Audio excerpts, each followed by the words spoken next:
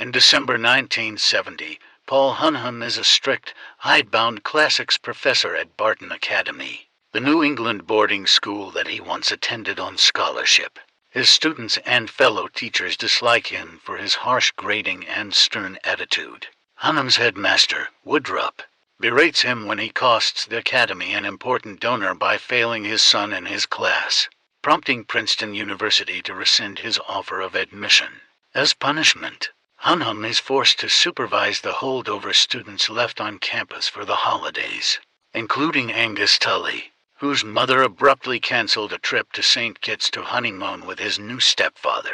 Also staying behind is cafeteria administrator Mary Lamb, who is grieving the loss of her son, a Barton alumnus killed serving in the Vietnam War.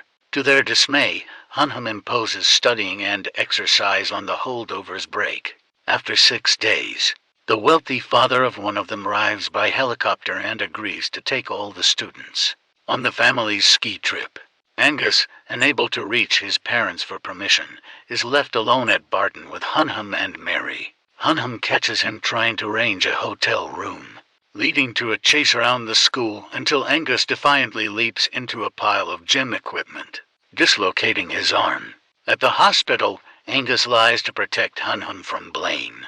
Giamatti later flirts with Deputy Headmistress Lydia Crane after meeting her at a restaurant, and she invites the pair to her Christmas Eve party. He then deters Angus from an argument with a disabled war veteran. On Christmas Eve, Angus, Giamatti, Mary, and Barton's janitor, Danny, attend Lydia's party, while Angus flirts with Lydia's niece while finger painting. Giamatti is disappointed to discover Lydia has a significant other, and an inebriated Mary breaks down in the kitchen over her son's death.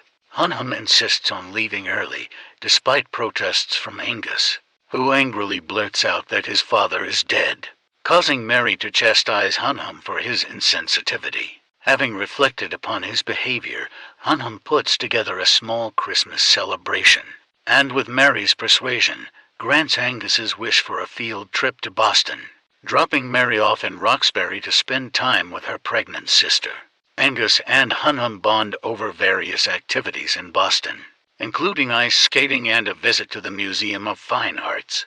They bump into one of Giamatti's classmates from Harvard University, who has become a successful academic. When prompted, Giamatti lies about his career, with Angus playing along.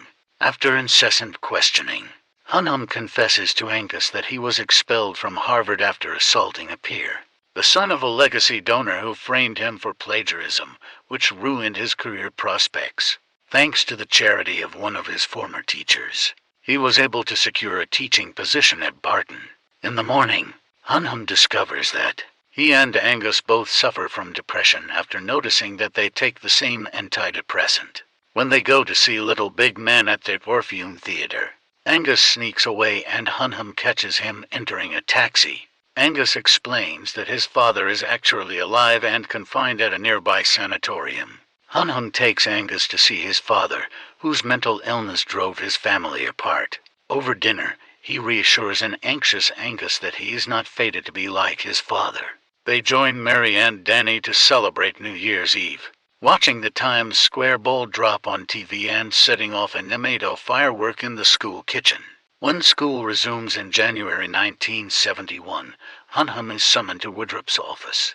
Confronted by Angus's mother and stepfather, they tell him that Angus's visit to his father was unauthorized and that the snow globe Angus gave him, which he stole from Lydia's party, led his father to have a violent episode.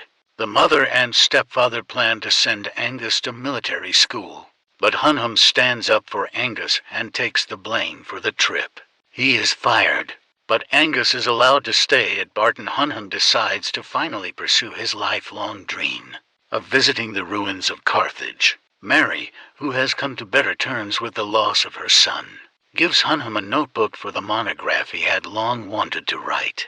He and Angus share a heartfelt goodbye. Leaving the school, Giamatti drinks the cognac he stole from the headmaster, before spitting some of it out toward the school and driving away.